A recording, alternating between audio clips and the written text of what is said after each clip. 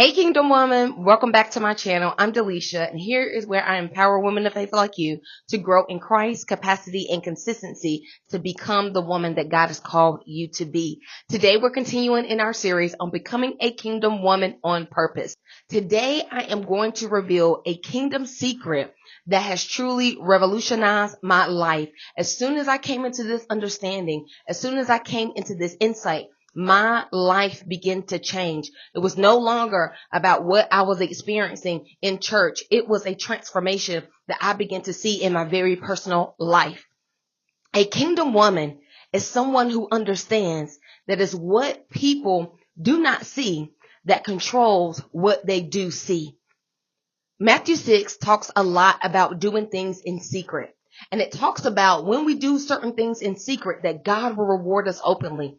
I know in this day and time, we deal a lot with people showcasing things on social media and sharing their wins, sharing their highs. And there's absolutely nothing wrong with that. One thing that I have learned is that if I see someone doing well in a specific area, it's not the fruit that I want to learn more about. It is the root. It is what are they doing behind the scenes that is causing them to walk in that level of fruit. And I truly believe that as we walk in this kingdom principle, as kingdom women, as we understand that it's what we do privately, is what the Lord sees, it's the consistency, it's the things that we do, the tests that we pass that no one in our life knows about. That is what is going to give birth to the transformation and the change that you want to see in different areas of your life.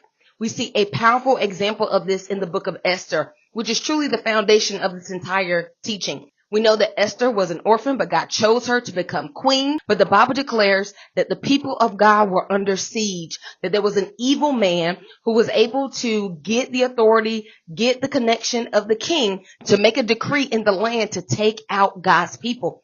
But the Bible declares that she needed to go before the king to do something about it. Now, of course, Mordecai, her uncle, had to remind her of why she was in that position. Right? She was not there just to enjoy the kingdom. She was there to serve and be a blessing and to stand in the gap for the people of God, especially in that moment when they needed her the most. And the Bible declares that she needed to go before the king, but it was not time for her to go before the king. But before she did anything in the natural, she called for a fast. She called for the people to drink no water and to eat no food, even the animals, for 3 days. And as a result, we begin to see the supernatural power of God show up, and those letters and those decrees to destroy God's people was overturned. It was reversed. Why? Because as a kingdom woman, she understood that it wasn't what she saw in the natural that was controlling things. It's what was going on behind the scenes spiritually that could change what she's seeing in the natural. Let's take, for example, someone that goes on a journey of losing weight. And one day we see this beautiful picture of them online and they're sharing how they just lost, let's just say 100 pounds. What we see online is the fruit of what she's been doing privately. We didn't see the 5 a.m. wake ups. We didn't see the hard days when she felt like probably just eating a bowl of ice cream after a stressful day. But she decided that she was still going to go to the gym. She decided that she was going to stick with her meal plan. We don't see the daily decisions that she made behind the scenes that caused her to be able to walk in that fruit. I want to encourage you on today. It's not what you do outwardly. It's not what other people see. Listen, it's what you do privately. It's what you do when no one else is watching but God. Listen, the Bible declares that promotion does not come from the north, the east, the south, and west. No, it comes from the Lord.